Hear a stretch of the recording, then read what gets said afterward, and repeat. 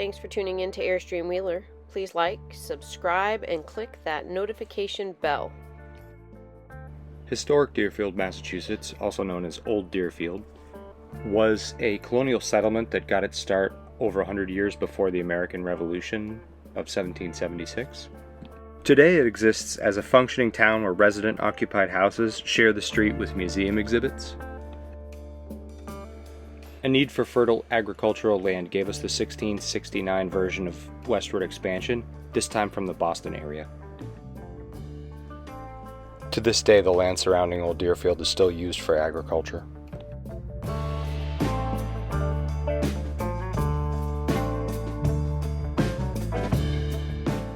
My earliest introduction into the history of Old Deerfield was in the book Boy Captive of Old Deerfield, which recounts the story of a French and Indian raid on the village in 1704. The book tells the story from the perspective of a boy who was among 100 people that were taken captive from the settlement on a snowy winter night, and they were marched over 300 miles to Montreal in Canada. Some of the captives were ransomed, others returned on their own years later, while still others stayed and assimilated into the Indian tribes and with some of the French in Canada. Over 40% of the settlement was burned in the raid. Today, the oldest houses in the settlement date from the 1730s. The historically accurate houses have been used in TV and movies.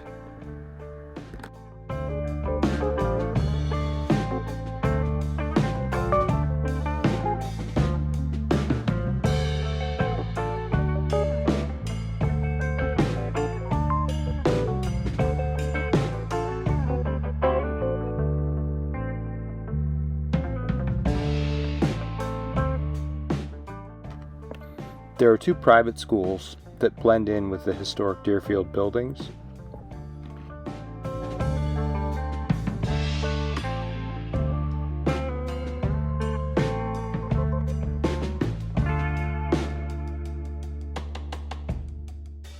The post office is a replica of a meeting house built in 1796, and it's in everyday use.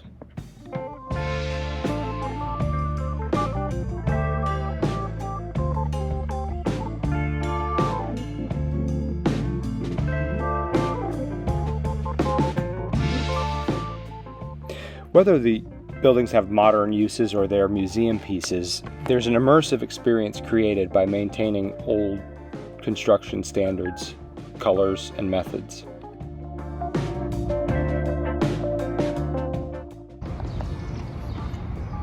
Wilson Printing Office, built 1816, bindery and bookshop of Colonel John Wilson, moved 7 times, returned to original location, and restored in 1951.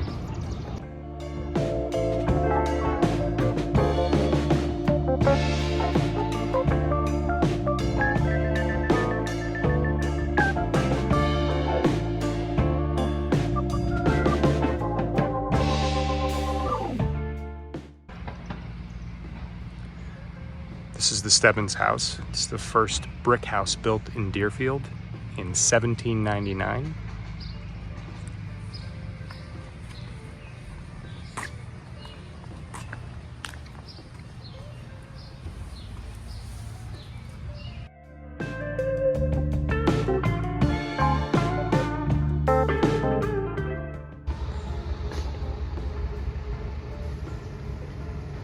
This marks the home lot where John Stebbins, grandson of Rowland the immigrant, a permanent settler of 1682, lived and died. A soldier under Captain Lathrop, the one man known who escaped unhurt at the Bloody Brook Massacre of 1675 at the sacking of the town, February 29, 1704. His house was burned, and wife and children was carried away captive to Canada. His wife and son John came back.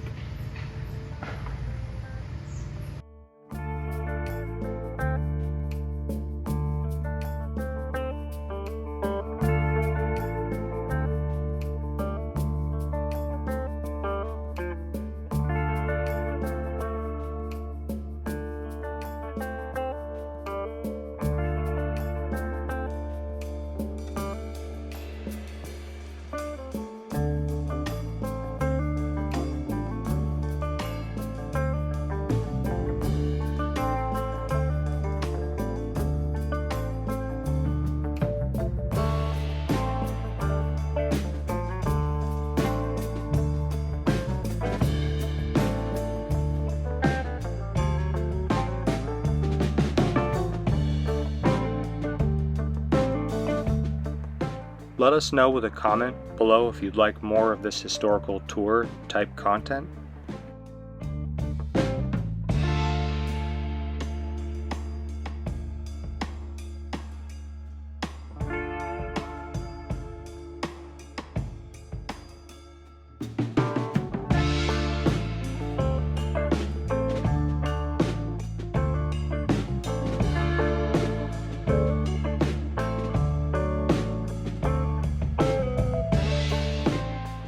This town is a place where history is deliberately being saved, and I think that's important.